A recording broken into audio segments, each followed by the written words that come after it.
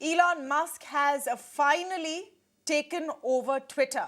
He announced this saying that he has freed the bird. The $44 billion deal has been completed after months of drama, and already Musk has started a cleanup job. He's fired top leadership. The CEO, the former CEO, Parag Agrawal, is out. There are reports that one of the top management was actually escorted out of the premises. So he's going to be the CEO himself. Elon Musk is going to be the CEO of Twitter. He's calling himself the chief twit. And since then, he's also said on Twitter that he's going to investigate the complaints of users that they're being shadow banned. There are a lot of other things that Musk has promised to change. But can he really change Twitter? Can he avoid it from becoming, as he has said, a free-for-all hellscape? What does the Musk takeover of Twitter mean for users in India as well, where Twitter is very, very popular and still has many influential voices on it who break the news and make big announcements on Twitter?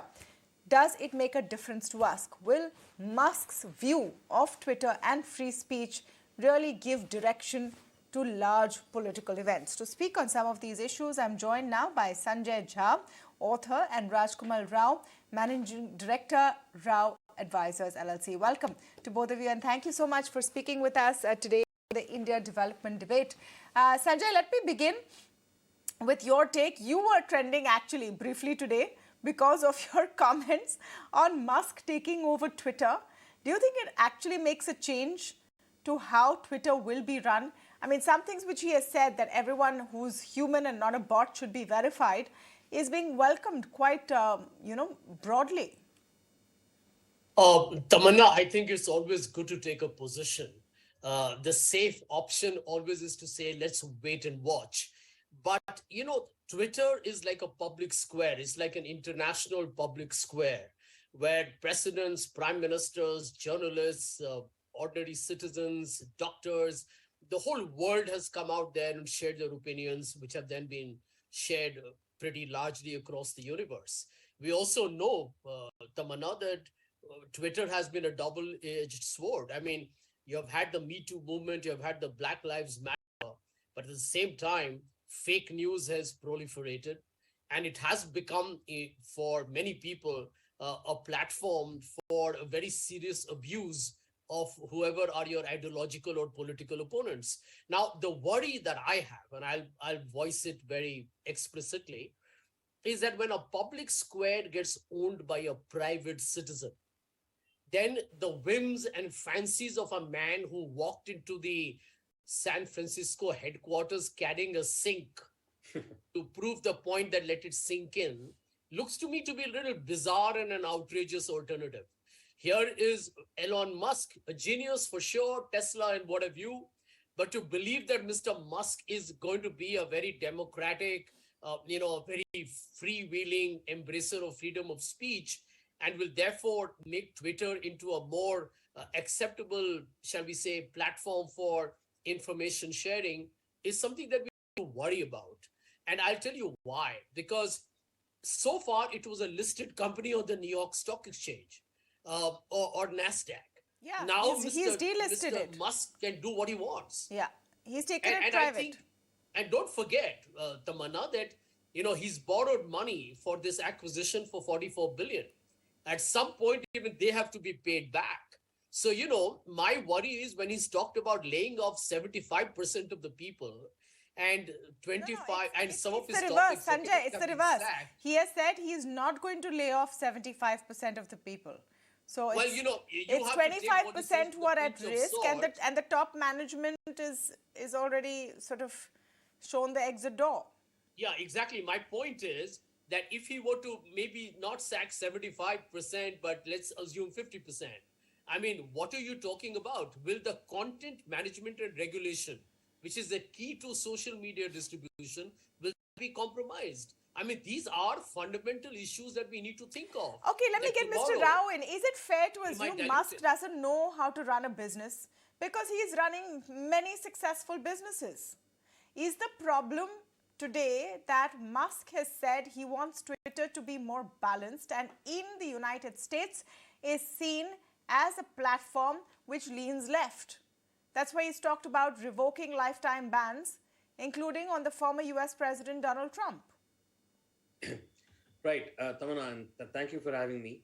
So I think the core issue, as Mr. Jha said, is what is the role of a social media platform like Twitter in today's public square? And where I think the whole problem came about is if you look back at how Twitter was founded, right? It was founded more on a free speech basis. And I'm reminded of one quote, Tamanna. This was by former Supreme Court Justice Anthony Kennedy, who said that the remedy for speech that is false is speech that is true, and saying that is the ordinary course in a free society. So when Musk got involved in this whole debate, I think the Twitter platform had moved away from this recognition that false speech can be corrected by good speech, and that somebody has to police all speech, and only certain speech that is filtered through can get through.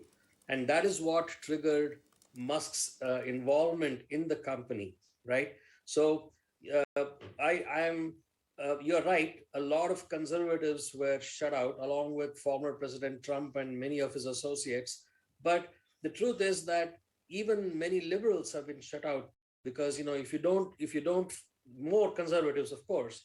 But the idea here is that as both Jack Dorsey and Vijaya Gadde, the other Indian executive who supposedly was let go today, both of them, they appeared on Joe Rogan's podcast, and they talked about how difficult it had become for Twitter to police speech, because Twitter, as you know, Tamanna, is in 200 countries, and they have to understand the cultural, the languages and the cultural signs and so on of people. So they were always like one step behind the curve.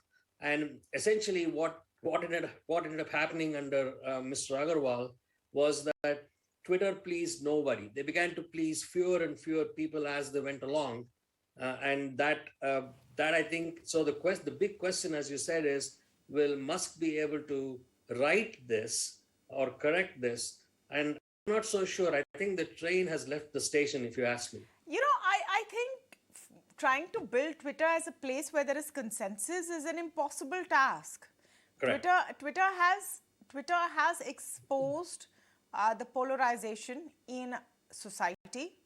And the context, of course, is different in different countries. But it's not a place where everyone comes and, likes each other's posts. It's no Instagram where it's happy. It's a place Right. where you air very strong views. In that context, Sanjay Jha, changing the very nature of Twitter and bringing it somewhere in the middle and not letting it be as polarizing may actually defeat the purpose of its existence. It's already struggling to hold back users.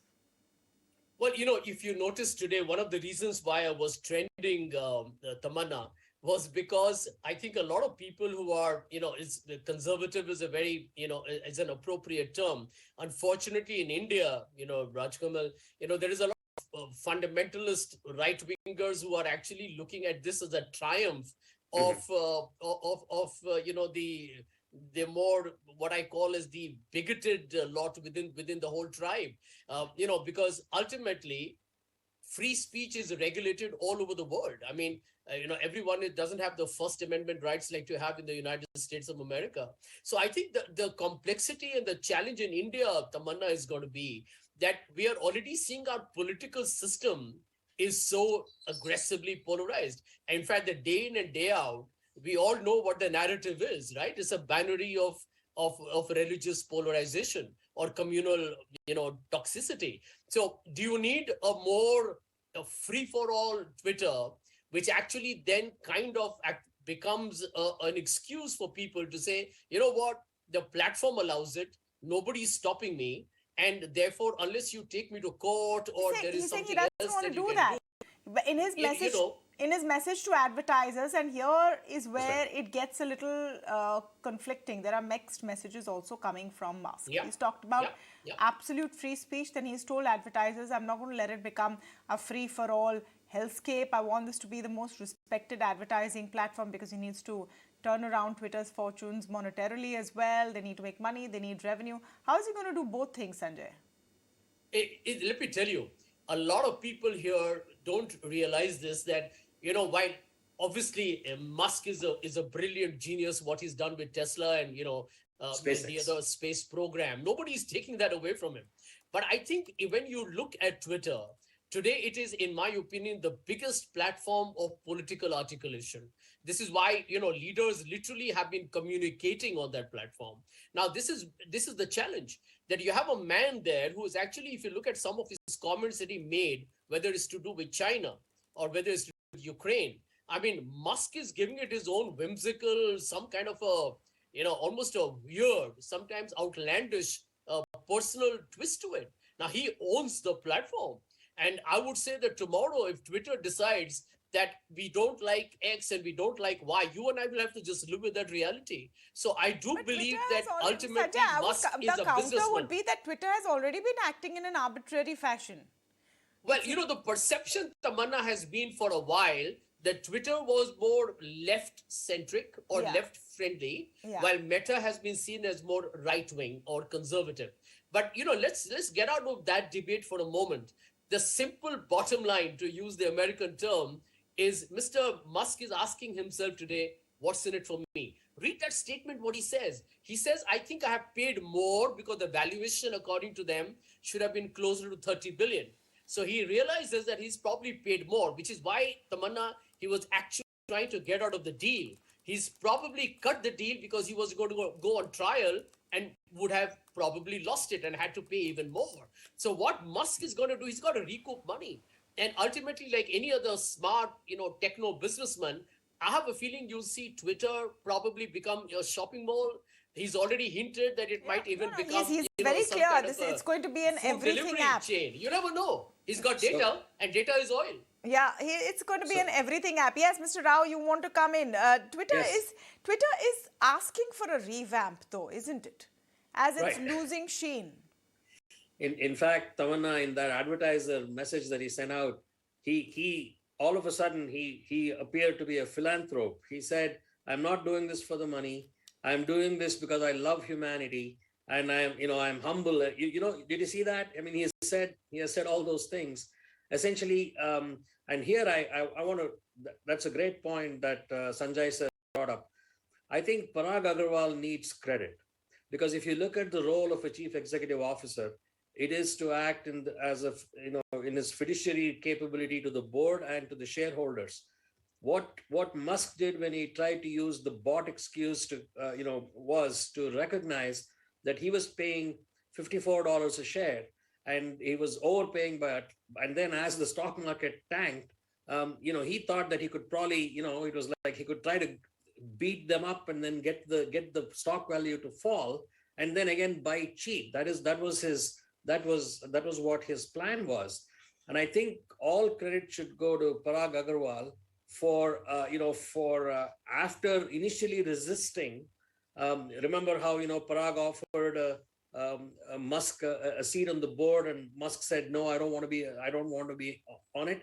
So there was a little bit of tit for tat going on there. But I think Agarwal did a great job by sticking to the core role of what the CEO is. He even hired a law firm, and they even filed a suit against Musk, which brought him to the Delaware court. And look, I mean, the amazing victory for Twitter shareholders. He was shown the door today. How did it help Parag? He was shown the door today. We were so proud there was an Indian CEO of Twitter.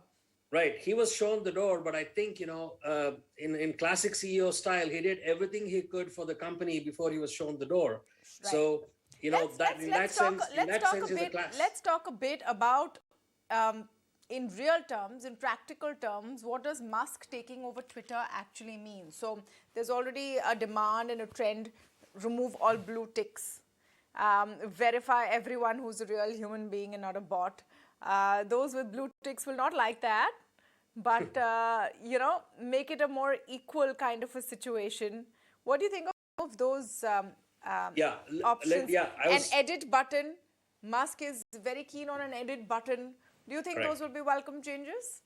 I think so, because I just want to, yeah, I think so, very much so, because in an interview in May, he said this, Tamanna, and I quote, he said, his governing philosophy for Twitter is this, okay, and I read, is someone you don't like allowed to say something you don't like?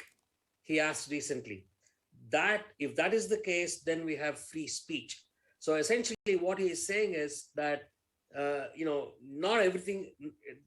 Contrary to what you might think, it is not that everything can go, but it will be governed under this rather loose rule. And I think that is what he's going to tell his so-called policy team. I think it's going to shrink. He's going to give the edit button. He's going to go after the bots. He's already invited Trump and his colleagues to come over, and they have refused because they feel more happy in their own echo chamber, which is Truth Social. So when I said earlier that the train has left, it's because that not very many people will want to come back to Twitter. I think that opportunity has gone. So I think it remains to be seen. But at this point, Musk has done amazing things. But both with Tesla and with SpaceX, he received huge government money to make those companies successful. Twitter, on the other hand, has to live and die by its promise to ordinary people. And that, I think, he has never, the last time he did something with people was when he co-founded PayPal, but that was 20 years ago. He hasn't done any work in retail businesses for a long time without government help. So it's going to be a very interesting case study to see how it's going to go forward. Where he'll have the time. He's now chief twit. He wants to run Tesla. He wants to run SpaceX. He wants to run the Boring Company. He wants to run Neuralink. Sanjay, I have nothing else. It's a lesson in multitasking. Well, Tamanna, let me tell you, I think for people like you and me and Rajkamal and everyone who is also part of the larger commercial or the political ecosystem, we need to be worried, okay? Because you and I have a choice to buy Tesla or not. But we are now pretty much Sanjay, part I cannot of the afford a mainstream Tesla. Twitter users. No, let We me are make pretty it clear. much- I can't afford a Tesla. Yeah, I'm saying whatever. I mean, fine. I mean, neither can I at the moment. But I think the larger point is this, that end of day, where it comes to regulatory compliance, I mean, that's my worry, because Twitter is now delisted. And private entities don't have the pressures of that kind of regulatory, shall we say, kind of scrutiny that a listed company does. I mean, that's a whole difference. No, I but mean, I read reports. may I just come in on that point? Because Musk has been very clear and very public when he was asked that what about different rules in different countries? Can you put your absolute free speech idea everywhere? And he said we will have to adhere to what the local laws are. So, for example, in India, whatever the local laws are, Twitter adheres to it today or has to adhere to it today and will have to adhere to it tomorrow. Likewise, in every country that Twitter operates. So, I'm not sure anything is really going to change. No. I'll tell you where I don't agree with you, Tamanna. Is obviously they will have to comply with the local rules in different countries. I'm talking about Twitter as a corporate entity. It now doesn't have the pressure of declaring its results. You will not know really what are its customer growth or its revenue numbers.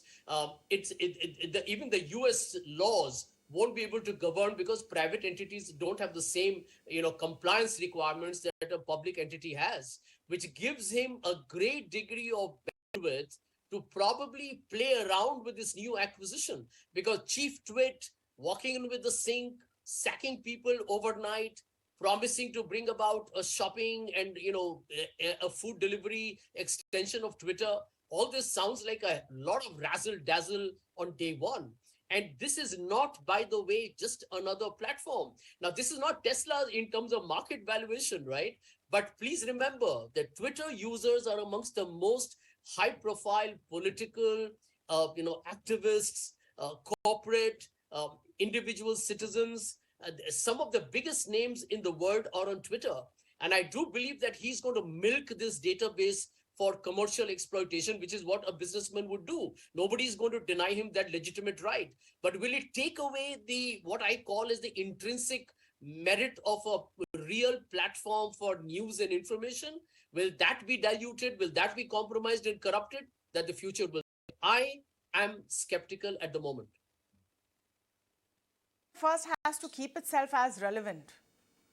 It has to keep itself as relevant. It has to actually, if Musk has been saying there are bots, there is manipulation on what you see first, then he has to go in and fix it and we have to see a difference. Mr. Rao, are you as worried as Sanjay Jha or are you waiting to see what Musk does next? I'm waiting to see what Musk does next. It's not going to be easy, is my point. But his vision right now is, I think he alluded to that today, Tamanna, in his advertiser note.